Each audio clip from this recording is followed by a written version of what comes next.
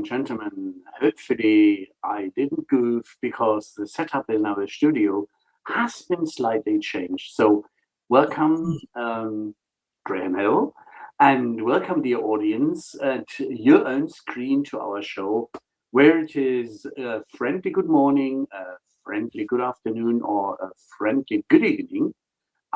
We would like to entertain you or educate you as what you decide. We are open for discussion, so utilize please the comment areas for Facebook, LinkedIn, YouTube, wherever channel you are watching us right now. And we have a look to integrate your questions and give you honest answers out of the perspective of our expert. Speaking about our expert, and sorry if I'm trying to look to the right or the left because I have a setup with several screens. So some things are happening at the right and some things are happening on the left and naturally in the middle of the screen. After you have had the opportunity, probably, as Graham is a regular guest, I anyhow would like to introduce them with the friendly works of several chaps where I stole them. Dr. Graham Hill is a leading voice in CRM and customer experience with over 25 years of hands-on transformation work across industries. Known for his strategic depth and bold thinking, Graham combines real-world expertise with a sharp focus on value co-creation, watch out, Winfried Felser, service innovation, and AI in CX. He's a regular guest in our show, and we love to discuss on facts, figures, and positive outcomes. As Paul Greenberg has said, the godfather of CRM, he's done the work. He challenges the status quo, and he always backs it up with data. Expect some insights that are practical, provocative, and grounded in experience. Graham, what did I miss, aside of the aspect that I recall that we were at an event from a late Sugar CRM when Larry Augustin took over, and we had a very interesting chat, which led to the invitation you as a keynote speaker on the late CRM Expo, where I was the product manager and so the chap who did the program. All sounds good. It's the best intro I've had for ages. Yeah. What we were recently finding out, what you discussed with some expertise and some comments on, let's say, flashlights. Either they are coming from Thomas, my dear colleague, who is on the road to the Zoho event in the United States in Austin, or from our CX heroine, Annika Björk, or Cyril Luxinger, that we would like to judge. And as you, as a little teaser, gave me some of these very lovely British humor YouTube videos, such as "There is nothing like a good dispute." So let's kick it off. Help some CX leaders to choose carefully between operational customer experience, OCX, fixing variability, my goodness, variability, also Variabilität in German, and strategic, SX, SCX, competing on customer outcomes and decision quality. Just give me a little helper, because I'm observing that a lot of CX teams try to perfect journeys about ideas. They think they know the customer, where fewer compete on the outcomes and the decision quality. Today, let's choose which path our audience would take next. Can you help us to define the operational OCX and strategic as CX, please. Okay, that's a good intro. So you're right about the conversation with Cyril and Annika and others, of course, over the last few days. So I take quite a fundamental position on this, and that is that we know how to do strategy. If you take a popular method or approach today, for example, Lafley and Martin's approach, playing to win, you ask 5 questions. You ask, what are your aspirational goals? Where are you going to play? Which markets, which customers, which products, etc.? How are you going to win? What's your value proposition? You're going to go to market. What's your operating model to deliver those things? And how are you going to measure success? Those 5 questions. They're strategic questions. Mm-hmm. So if I look at the strategic goals of companies, but I don't find CX as one of their strategic goals, it's not one of those aspirational things they want to get, want to aim for, then my inevitable conclusion is that CX is not strategic for those companies. Mm-hmm. So, for example, I looked at the top 3 of the top 5 companies who were the best scores for customer experience in the KPMG Nunwood study they do every year, the most recent one. Richard Sounds, Nationwide Insurance, and Emirates Airlines.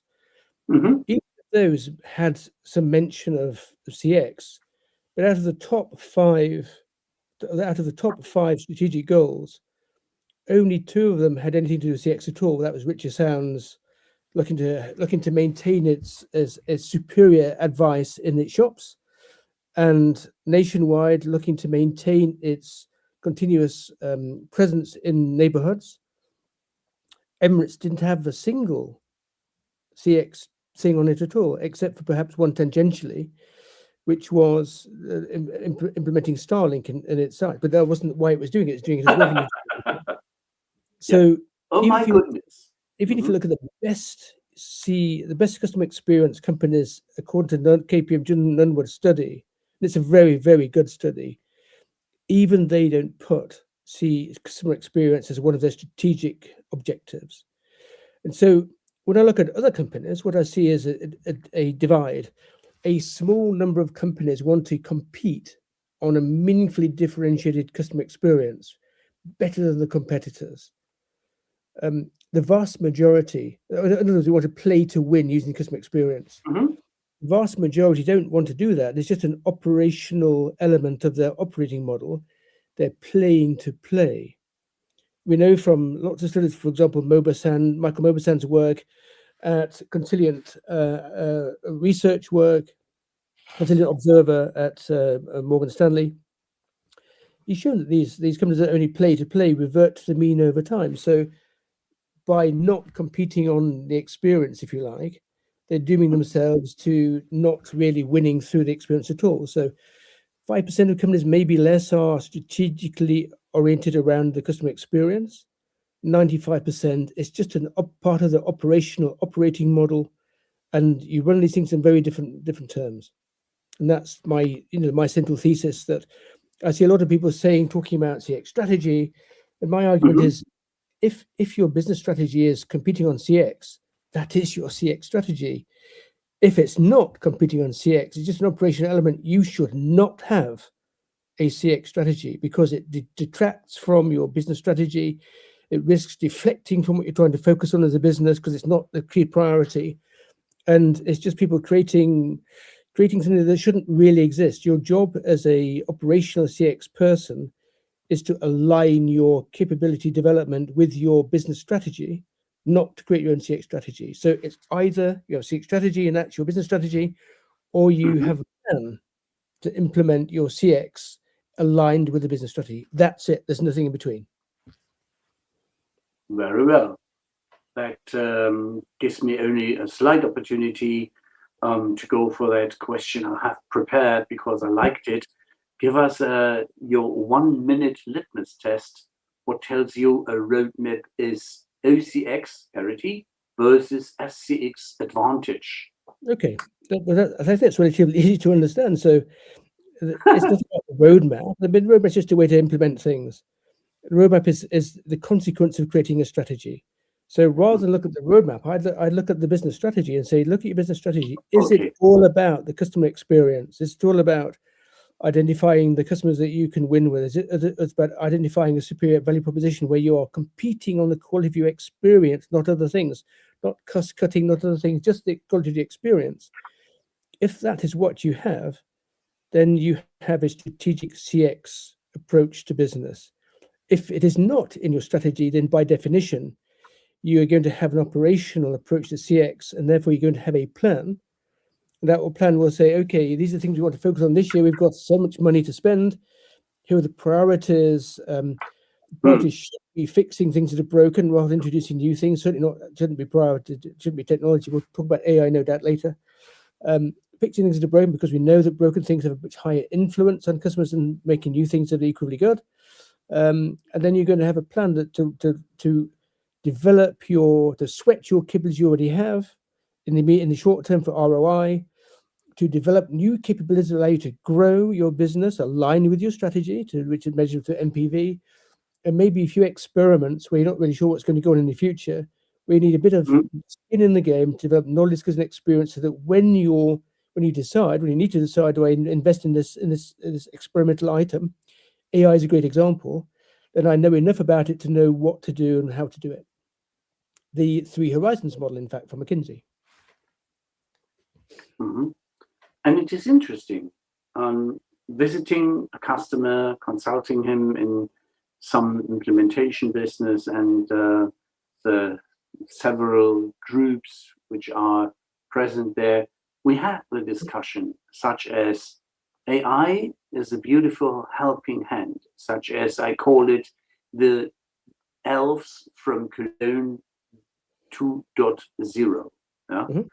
So the next edition, so to say, the next edition in a way of that the little dwarfs have visited us in the form of a computer solution, such as artificial intelligence.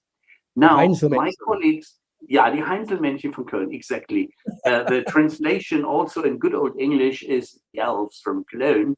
So we not have a shoemaker's wife who is spoiling the whole stuff, but we do have people which are not educated, not enabled to utilize it to its benefit.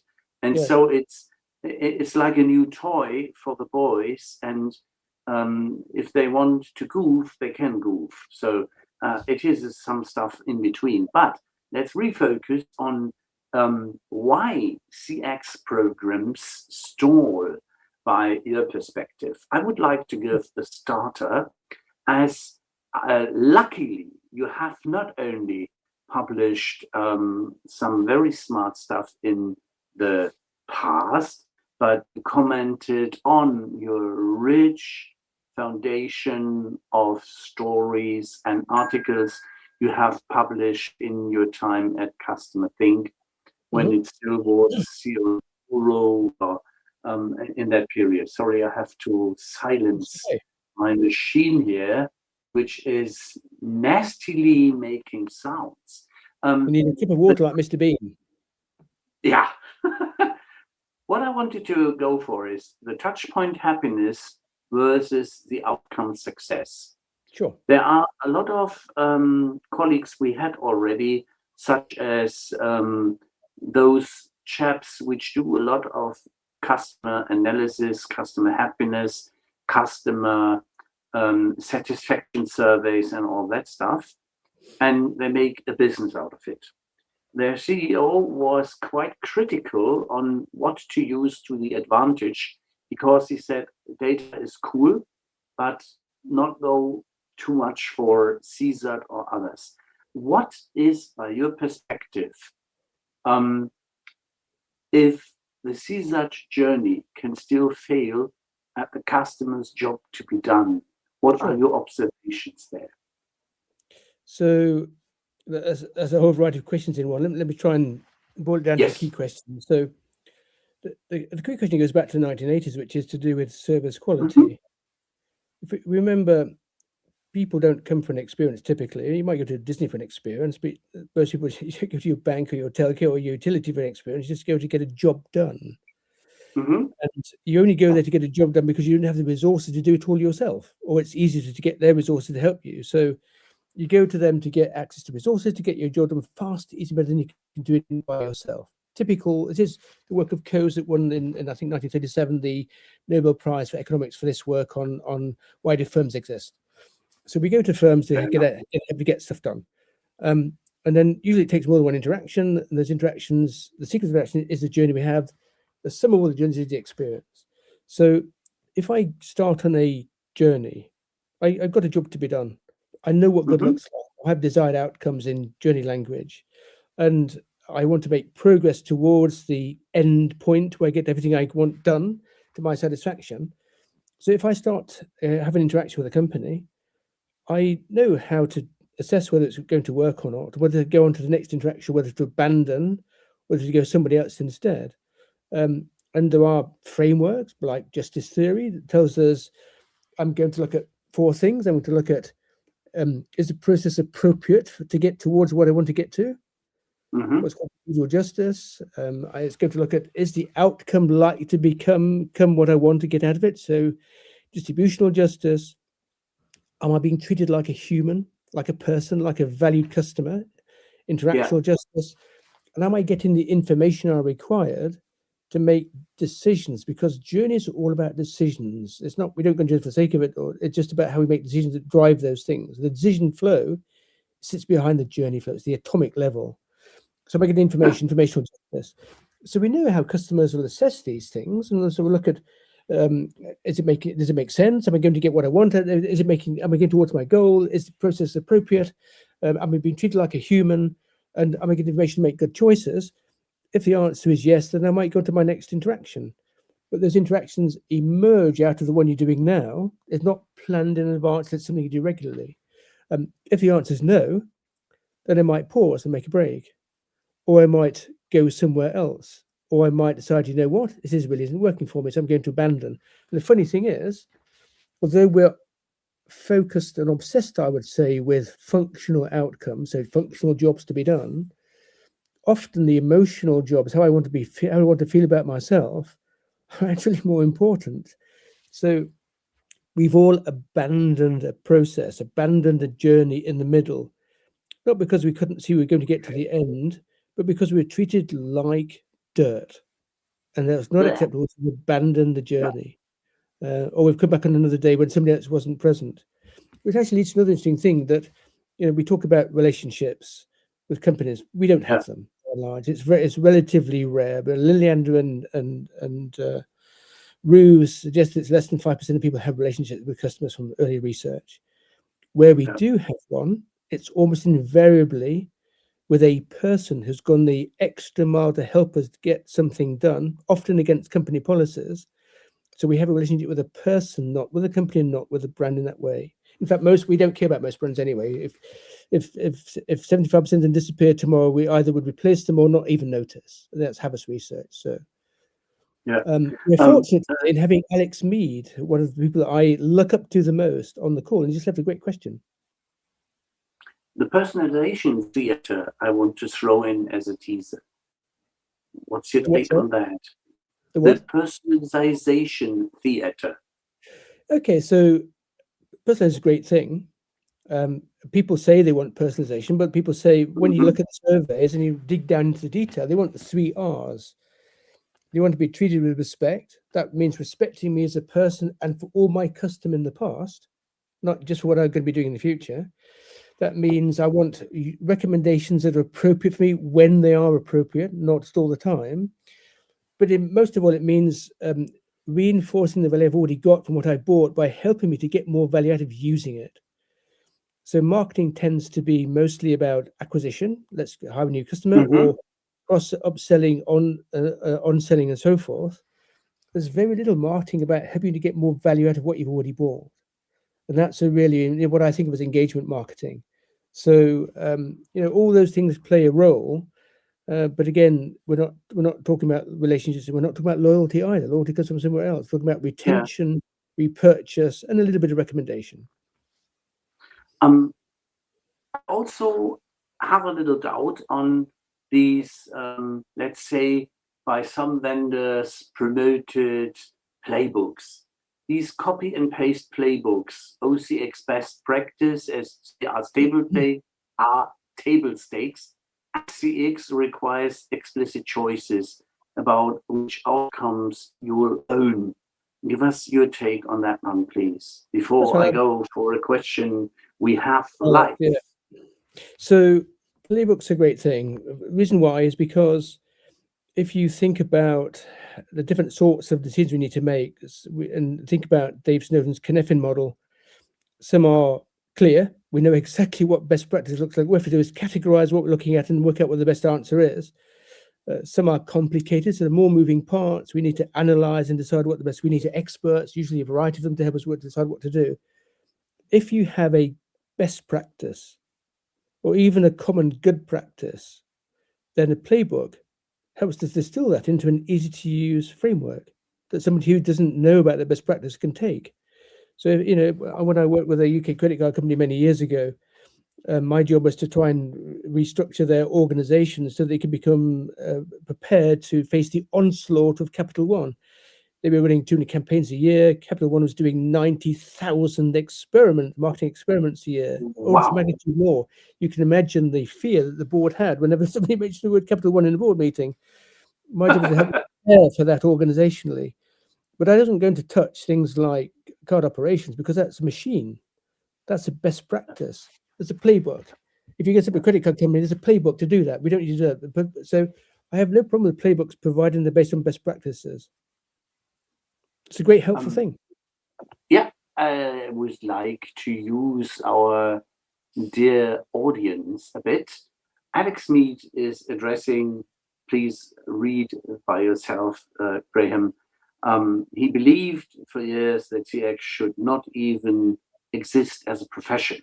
Customer experience is just a contributing factor to achieving more tangible goals.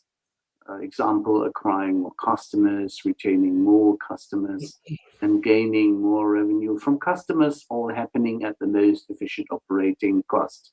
That is some of the part. Squeeze the cow or the lemon till there is no more in it. Yeah? So I believe to achieve these goals, customers must find it as engaging an experience to inquire, buy, fulfill, fix, return, repeat. Yeah? The problem is there are too many CX leaders, and he continues, before we go to that, question to you. You mentioned the value of customers wanting to be treated like humans, as we had it. So you are concerned about the strategy of most leading global brands to introduce more and more agentic AI solution to replace human-to-human interactions. Let's answer this clear question first and then go to the statement, if it's all right for you, William. Do you want to paraphrase that a little bit? Because there's two questions in there, really. You want to ask the last one? Yeah, I honestly want to start with the last one, such as, are you afraid that too much AI is disturbing the human factor? And then we go for the first one. That's fine. So that's again, that's a very, very good question, and it's a very relevant question, as AI is now everywhere in CX as well as everywhere else. AI is, we talk about LLMs now, LLMs, agentic and what have you. We're not talking about traditional machine learning of various kinds and what have you. That's not what we're talking about now. So I think there's a lot of LLMs and agentic are still what I would think of as experimental technologies. The horizon of three things. So if you look at the deployment patterns of LLMs, we find individuals getting a lot of value out of them for their own personal use within companies, but companies getting a lot less value out of them. And the reasons why that is, so if you look at work of Eric Brynjolfsson, for example, at MIT, now at Stanford, he talks about the productivity paradox, about the J-shaped productivity curve. So when we start out with a new general purpose technology like AI, we have to spend a lot of money implementing it, but we don't get much benefit. We go down into the bottom of the J where we're actually underwater. We're not actually making any money. We see from various studies, some distributed, some not, that a large part of corporate LLM deployment struggles. If you look at Johnson & Johnson, for example, they ran, I think, something 800 to 900 experiments with different uses of LLMs to eventually identify, I think it was 15 to 25 of those 800 to 900 that actually were worthwhile doing. They're experimenting on a large scale. So we're still experimenting with LLMs and having some success. However, we tend to use LLMs in CX today to do things we're already doing, only more efficiently and particularly more cheaply, with or without people involved. So we're automating the current operating model. But most operating models today are broken because they've never been designed per se. They've evolved like a West Country hotel, adding rooms and annexes and chalets and caravan parks. Do you want proof of that? Look at the average conversion rates for marketing. So average conversion rates for marketing vary from 0.07% for digital ads to 2.8% for in-house email lists. So I'm not getting a very good, if that was anybody else, I'd get fired, wouldn't I? If I got to that percent response, conversion or whatever my metrics are in finance, I'd be thrown out of the door. I'd probably be hung upon, nailed to a cross outside the door as a warning to other people, not to be so useless. But marketing get away with that to a certain degree. So we're still experimenting, we're still implementing AI to automate broken stuff. And that can lead to some strange consequences. So, for example, I can use AI very successfully to generate lots and lots of content, often content better than people can generate themselves. Even better, marketers don't generate content, agencies generate content, let's face it. So even better than the best agencies generate. But if I have thousands of pieces of content tailored around individuals, first of all, we get the point that if you look at the work of Binet and Field and the long and short of it, originally in the 13, 14 years ago, they show you that this sort of sales activation communications are going to be helping you to make choices. It's, whether I like cricket, and they show me somebody playing, Ian Burton playing cricket in the good old days, or whether I like fly fishing, during fly fishing is irrelevant. It's about helping me to get my job done. That's why we use sales activation communications. So I can easily generate lots of things because I can do so. They don't actually help the process. And also, if I generate thousands of different iterations, how do I statistically test those to identify which ones actually work or not? I mean, I've worked on some of the early days of email marketing with banks in the past, when we're talking about hundreds or maybe 1,000 different iterations of email newsletters. And I had enormous conversations over a long period of time of my team with marketing compliance. Financial services, you have to have compliance. About how to make sure that the marketing communications are compliant, and make sure they're not it's misleading, they're not confusing, they don't fall foul of what we today would call consumer duty in the UK or vulnerability legislation. So if I'm starting to generate loads and loads of content, which I can do easily, and good content as well, how the hell do I, first of all, make sure it's compliant with the law? And secondly, how do I measure the fact that it's what actually works? Because my sample size is 1. So that takes a very different sort of statistical analysis. And let's face it, most marketing people aren't up to that currently, even using last touch attribution combined with experimentation combined with MMM. So it's a really tough call. So we are throwing tools at what we already know, and what we already know isn't particularly good. The real advantage will come when we start to reinvent the marketing operating model, built around the strengths of AI, because some things it's absolutely amazing. Passing lots of information, analyzing and coordination. Amazing. We can't do things like that. Just not made that way. I would like that'll start to come with value.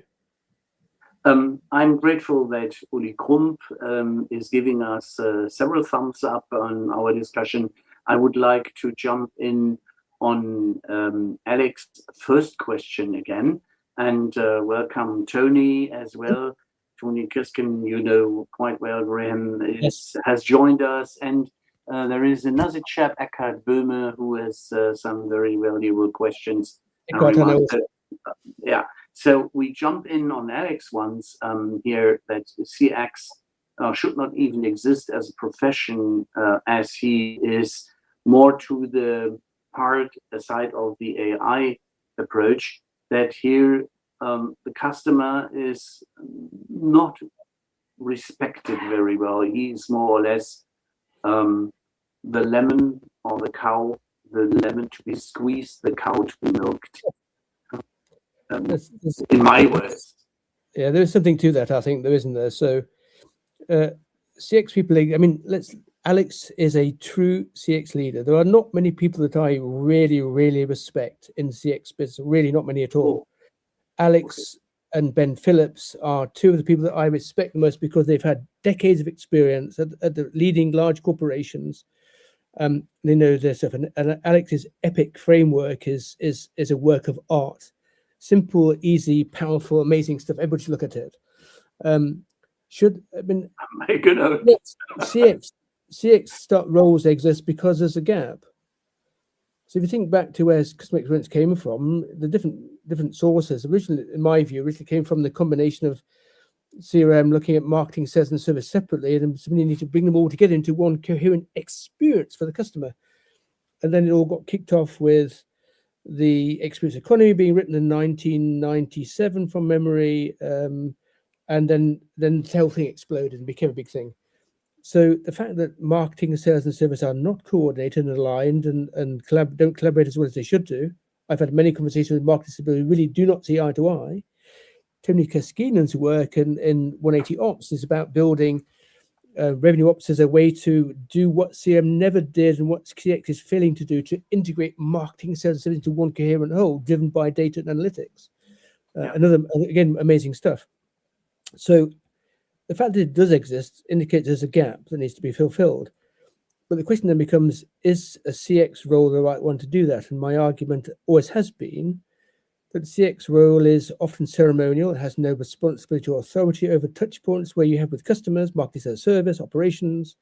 It has no budget and no staff.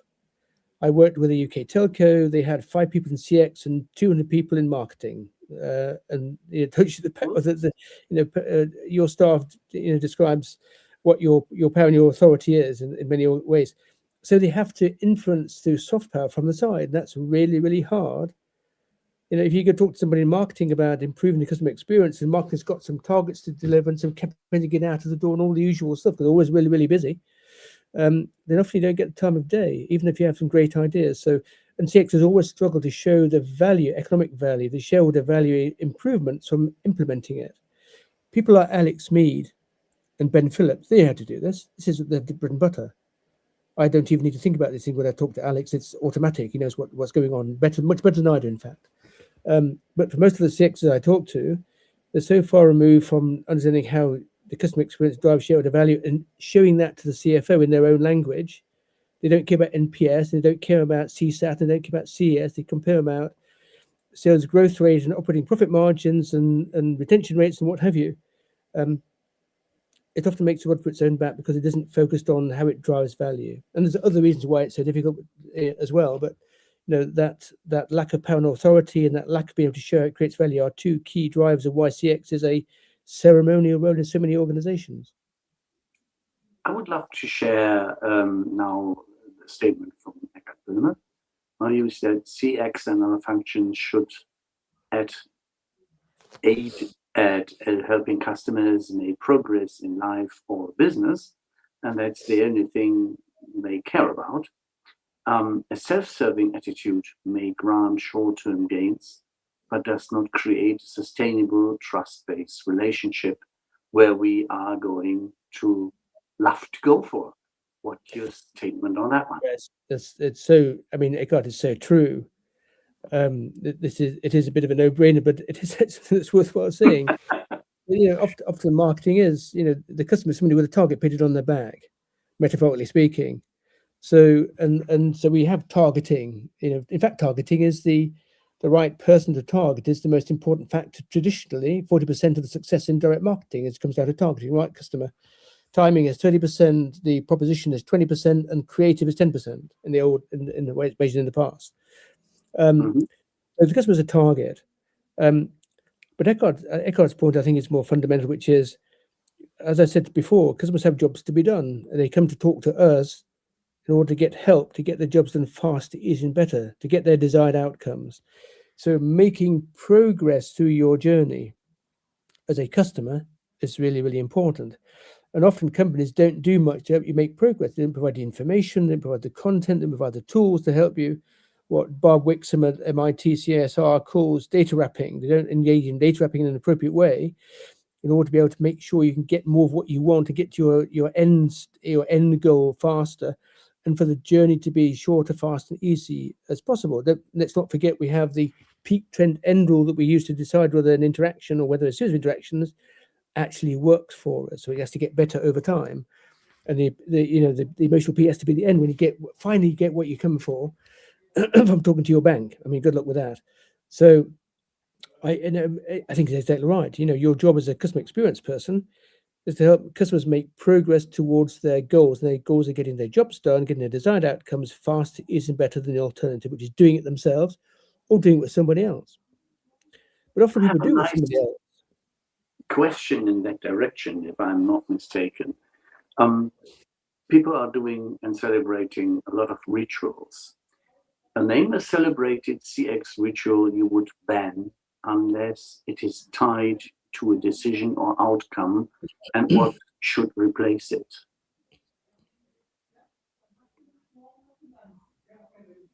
Did you catch the question? I didn't quite catch the question. No, it was delivered. I will do my very best to repeat it. Name a celebrated CX ritual you would like to ban unless it is tied to a decision or an outcome, and what should replace that ritual if you ban it? So this is a very good thing. So the ritual I would ban, and not ban, but I think it actually works, is I've spent many years working with more than a dozen different telcos around the world. All of them have retention teams. So you come towards the end of your contract. So you've got it on a contract, or you're out of contract. You've gone beyond the end of the contract, but you're still using the telephone. And somebody will come to the bright idea of saying this person is at risk of defecting, so we're going to contact them with an offer. In the past, we had 6 mobile contracts with, I'm going to name names now, with T-Mobile. And I knew when one of our contracts was out of contract, because I get a call from somebody, an agency working on T-Mobile's behalf, to say, I've got this great offer for you. And you're thinking, okay, that you've just told me I'm out of contract. And you make an offer to me to try and keep me, to get me to sign up to another contract. But now all I'm going to do now is go to the shop and have a look for myself and look around and see if I can get a better offer.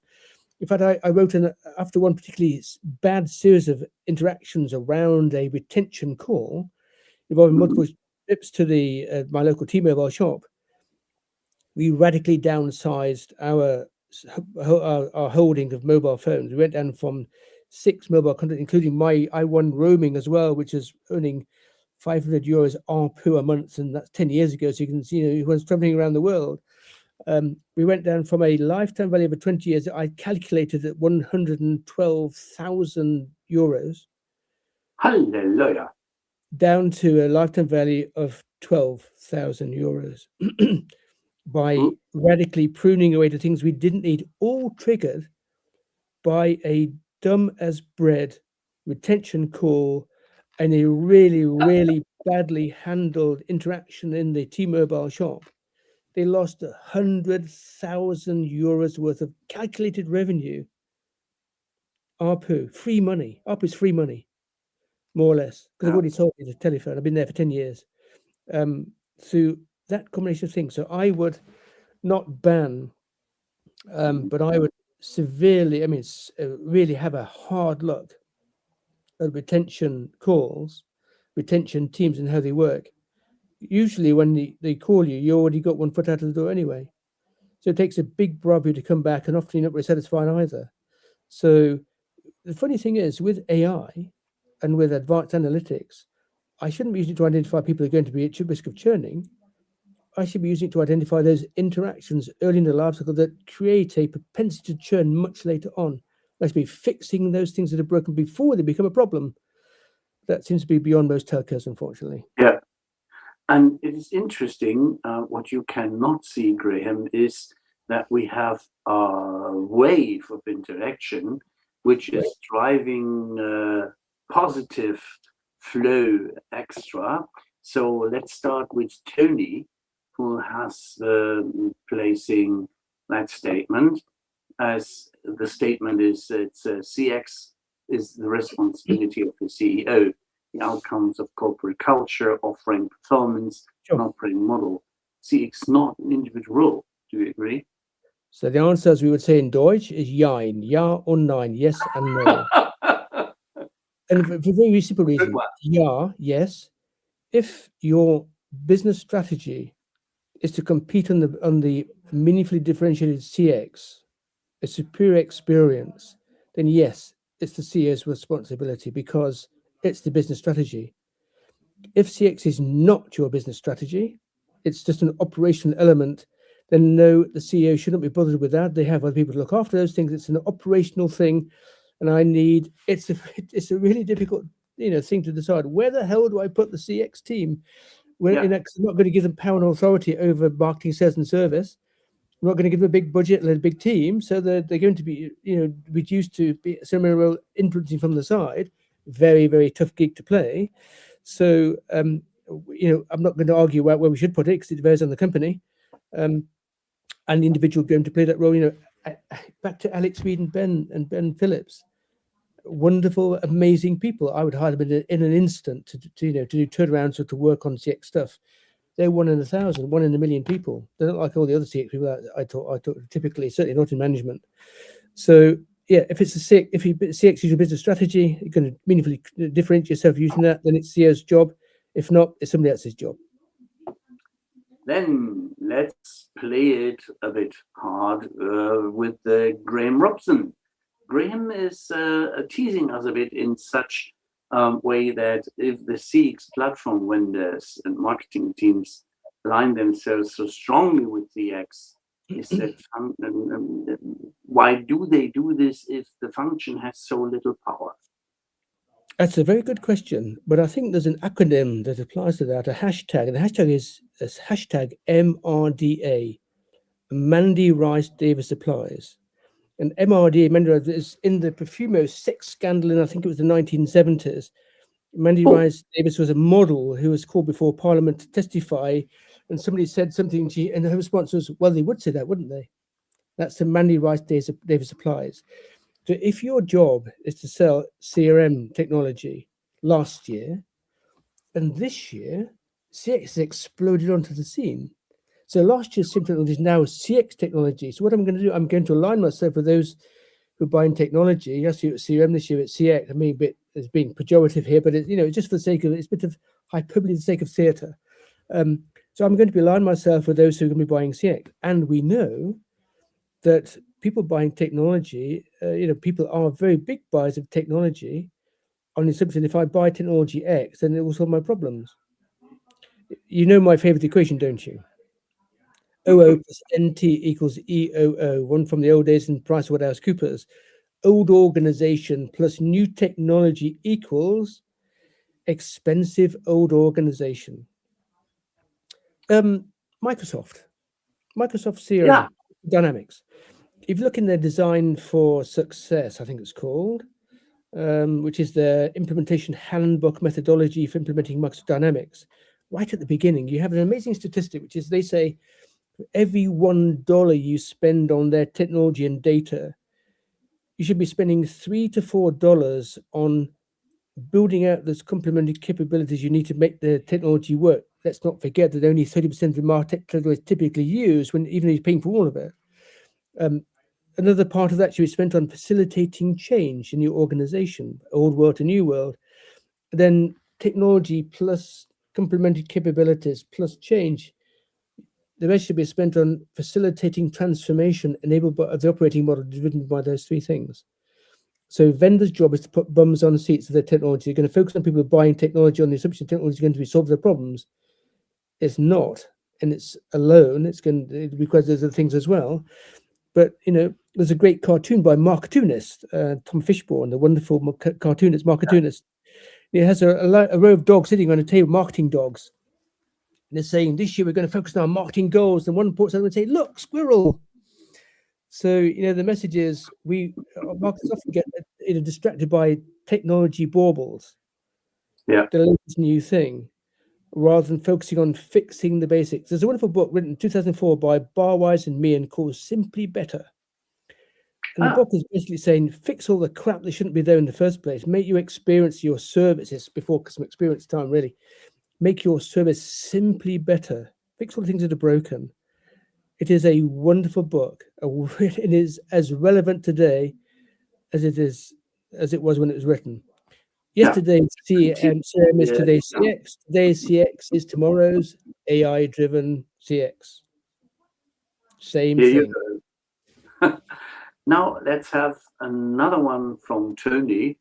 Customers interface as a whole, along with offerings, are the means of delivering customer experience. Narrowing it down to customer service is simply wrong. That's why I believe in the revenue operations approach. Absolutely. Bingo, spot on.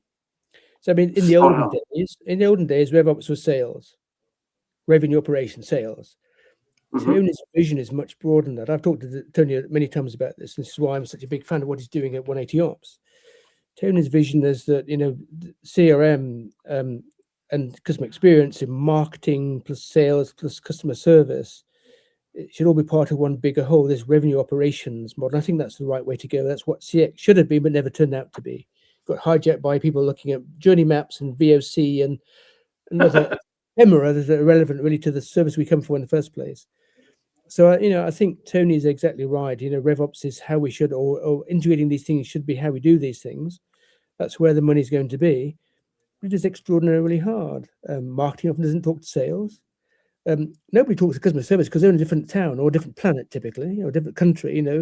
Sales is all the jokes from the Dilbert cartoon where customer service is running out of Bodnia or some foreign place where nobody speaks the lingo. Or that wonderful, the best Mickey take I've ever seen of customer service is that sketch, the scene in the middle of the Transformers film where the elite soldiers are dialing up from Egypt when they're attacked by alien robots or technology. Dialing up a call center, and he says, "Would you like our international?" And he said, "No, put me patch me through to the general." That's noticed. But there is a point though.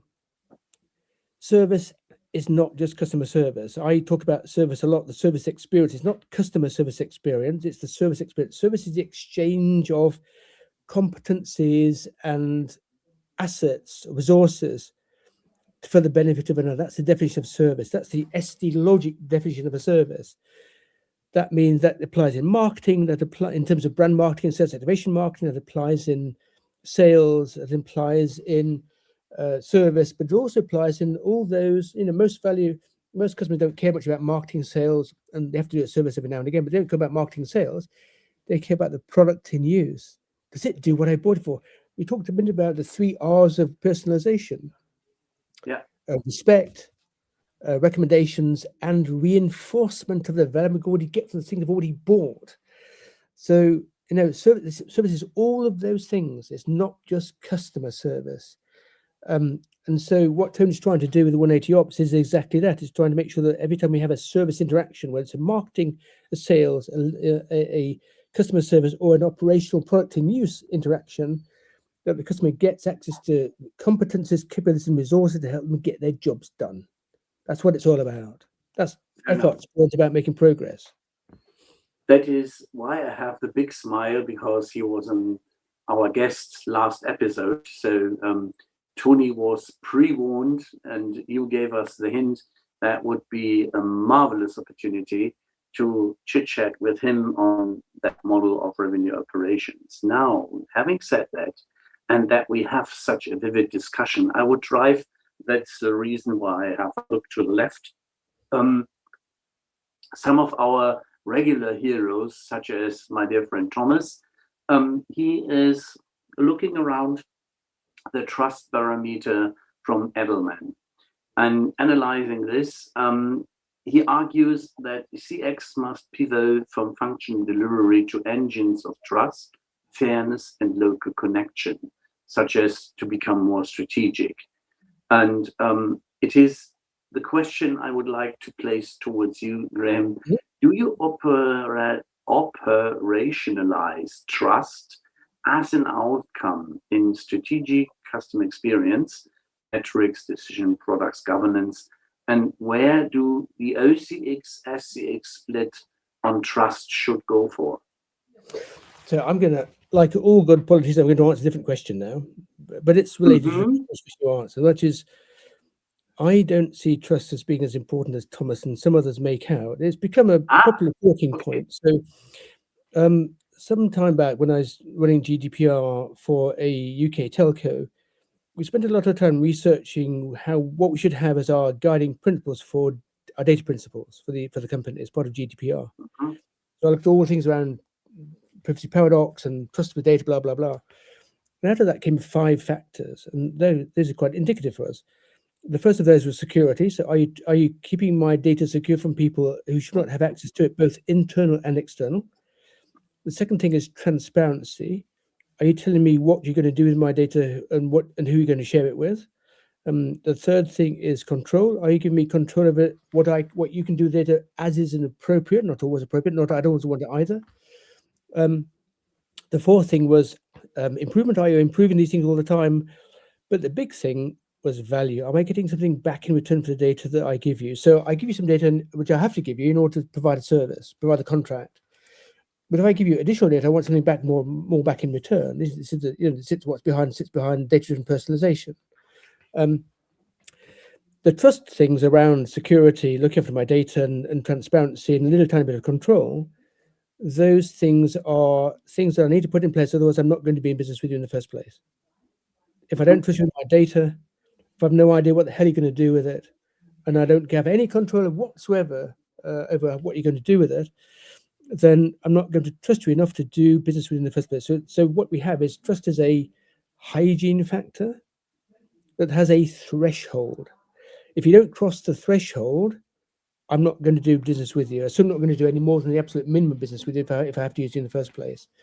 So I see trust not as and the point is, beyond that threshold, it's not more trust that drives more business. It's more value in particular that drives more business. So it's getting something in return for what I give you. It's utility of the data that I provided to you, if you like, in crude economic terms. So I don't see trust as being a differentiator in this space, unless trust is so poor that you need to get to, make it simply better, if you like, get to a point where you are above the threshold automatically. So trust becomes a normal hygiene factor rather than something I need to aspire to. And that I can focus on providing more value, mutual value co-creation by using your data to do things that you want. And the more you give me what I want, the more the data gives you to do things. And if you think about it, most of the companies have today is what I call the big is big data. It's coded because it's old data. It's transactional. It's about customers, contracts, contacts, and consumption. That's not very, and it's a concern with me, not with everybody else. What I really want is something different in order to be able to help you. What I want is thick, warm, contextual data about my aspirations, about my intentions, and about my real lived experience that drive those things. That's but that sits on my handset. It doesn't sit in your database because I'm not going to give you access to the information because you're going to misuse it against me, like all this data I've given you in the past. So what we see now is that AI is inexorably driving decision points away from the central big brain model that Pega and others promoted for many years successfully and did a great job with that. Towards the big brain being a small brain on your handset, fed through federated learning and giving you power of your control over your data and who can get access to it for what purposes, with agents working on your behalf, something that Jamie Smith talks a lot about. This is where things are inevitably moving, and people like Sinch Deacons at Data Sapien are building tools that does it together with corporate clients, corporate partners. So this is where decisioning is moving to, away from the big corporate center. There's always going to be there providing frameworks and pathways and what have you, but the real-time decision is going to move more over that border from inside the company to the border, then onto the handsets of customers. Now, either you provide the tools or somebody else will provide the tools for you, like Data Sapien. So I would like to jump. It wasn't possible before AI. I just want to jump in on some aspects what Annika Björk, CX Heroine, CX Heroes founder, has talked about, such as on embedding CX systematically with measurable impact, and warns against the actionism, so to say, that just placing a CX department and not enabling the people and empowering them is not a really smart way. She is for definitional clarity of NPS versus CX. And I would like to ask you, what are your 3 non-negotiable definitions CX leaders must standardize, such as journey outcome decision, before scaling strategic customer experience? Okay, so let's look outside and work our way in. So we need to have a standard definition of who our customers are, first of all, and what jobs they're trying to do. Because they come to us for help. If we don't know what they're trying to do, how on earth can we help them to get what their jobs done faster, even better? So that's the first thing. A standard approach to thinking about who's the customer, what are the jobs to be done, and as a consequence of that, which customers can we afford to serve, because they match what we can do, and what can they not afford to serve. That's the first thing, the customer-orientated view. The second thing I would think about is, what are our capabilities? What are our combinations of purpose, data, process, technology, roles, collaborative working, work system, and governance that we use to deliver what customers want in a strategic way or an operational way? So that's the operating model view. So we need a standard definition of capabilities and how those things drive value for customers and drive value for shareholders, if you like. That's the capability view. The third view is actually interesting. People haven't talked about this so far, but I think it's quite important, which is, what the hell are competitors are doing? We're not out there in the part of strategy is deciding how we're going to compete against our competitors in the marketplace. Are we going to compete on being the lowest cost provider? That doesn't work for CX because it's expensive. Or how do we meaningfully differentiate ourselves to gain an advantage through CX as a strategy, or operationally deliver really, really good CX with money available? But in order to do that, in order to be able to understand what's going on in the world of the customer and to understand what capabilities we need to develop, we need to understand the competitors, what they're doing as well. Yeah. And these 3 things, an orientation around customers, their jobs and their desired outcomes, orientation on the capabilities that enable our operating model, and an orientation around the bigger world of the marketplace, is actually not my invention. This is what's called market orientation. And the Marketing Science Institute in the 1980s, 1990s did a whole load of research. They identified this market orientation. They looked at whether it outperforms customer orientation, which it does significantly, replicated many times in the intervening 40 years. So Mark Ritson, the famous and iconoclastic marketing professor and marketing guru, his whole mini MBA in marketing is built around a framework of market orientation. This market orientation framework, proven to over 40 years, customers, capabilities, competitors, the 3 C's, are the 3 things that I would look to define, because we know that adopting a market orientation will drive superior performance compared to adopting a sales orientation, a customer orientation, or any other orientation. Hard research, undisputable facts. As we are close to the hour, we would like to try something new, Graham, also with you, as we have tested this with the CEO for Question Pro and last round with Tony. I will ask you a question, and I would like, after I shot that question towards you, that you give me a fast answer, no longer than 30 seconds. Okay. That's the deal. Metric swap. 1 metric out from CX dashboards. 1 in and why? And where would you like, such as replace touchpoint vanity metrics with outcome success, decision quality, something like that, what you have mentioned? So 30 seconds. I can make it shorter than that. So I would not replace, but I would augment. We need a balanced scorecard of measures. We know how that works in the 1980s. A couple of Norton's work. I would augment NPS, CSAT and CES, which are corporate proxies for how they think customers should behave, with customer perceived value measures. We don't have them currently, so I look forward to creating a customer balance scorecard, how customers perceive the universe and the world of working with you, what they're looking for, to augment the business balance scorecard, which is our view of how the world of customers works. I think if we did that, we had those two scorecards, we understand how they relate to each other, we'd be in a much better position to be able to co-create value sustainably, i.e. profitably over a long period of time, and to create more shareholder value than we would otherwise by using the matrix we've used in the past. Let's go for the second question. Thanks for answering the first one. Okay. Personalization sanity check. What's your red flag that personalization is destroying value? Okay, so my red flag would be personalization that is driven by the needs of marketing, not the needs of customers. We talked about the 3 R's, so respect, recommendations, and reinforcement of the value we've already got.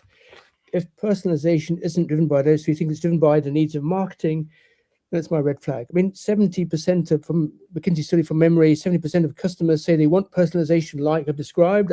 These are from McKinsey research. 75% say they're not getting it. Surprise! It's the divide between marketing and customers. It's age-old thing. Fix it. Get it sorted out. Focus on personalization on what customers want, not what you want.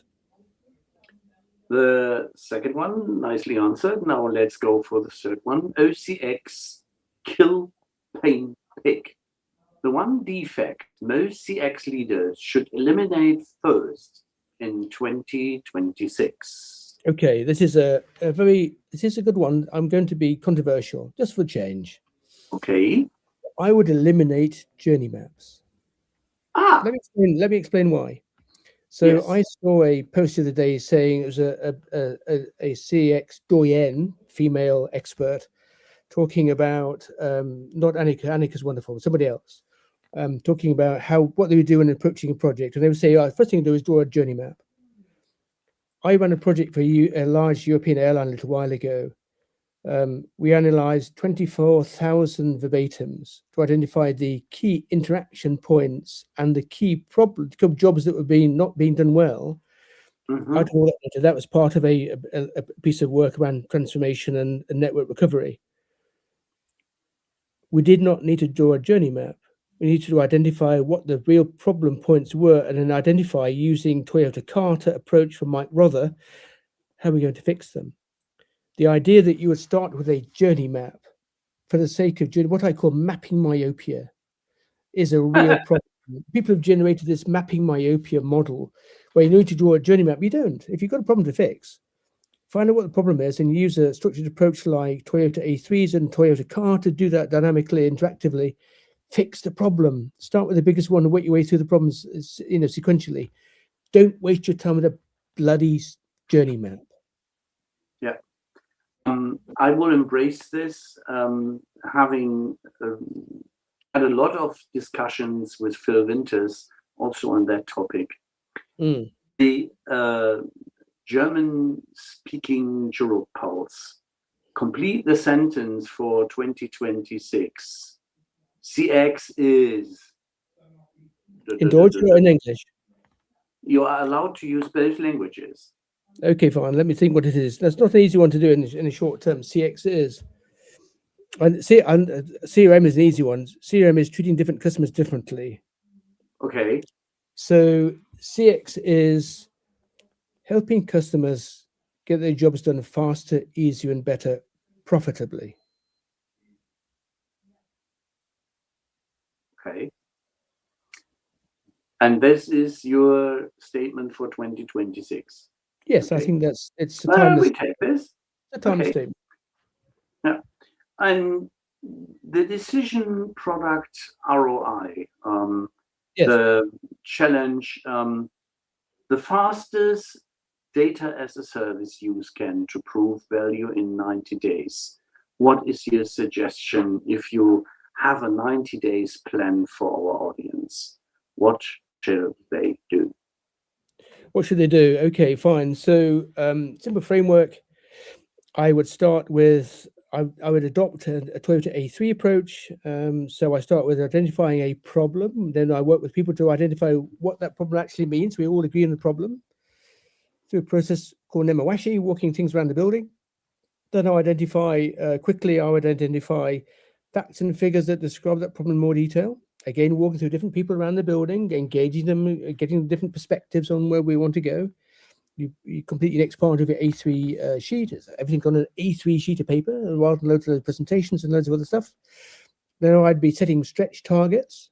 So what do I want to achieve as my targets? And again, I work with different people to work out what their perspective is, because I might need other people's engagement to do that, deliver those things. Then I identify the root cause of the problems that are causing, that illustrating the data and creating the problem. Then using my understanding of the root causes and my stretch targets, I identify interventions. And again, with other people through this Nemawashi process, then I'm into planning and finance and other things, and then implementation and measurement. This whole thing implemented in an iterative way using Toyota Carter. 90 days is plenty of time to use a structured problem-solving approach like I've described, A3's Nemawashi and Toyota Carter, to solve your most important problems. Then you move on to the next one and the one after that. And you know what you don't need? A bloody journey map. Okay, thank you very much, Graham, for these fast 5 answerings on my friendly questions. I feel a bit like that good old Matt book, Snappy Answers to Stupid Questions. So I memorized that one.